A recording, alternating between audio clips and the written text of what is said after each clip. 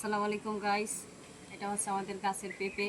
আসলে গাছের পেঁপেটা দেখতে খুব সুন্দর লাগে।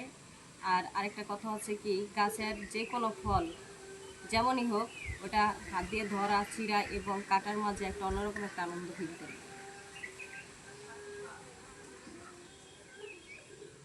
বিসমিল্লাহির রহমানির রহিম।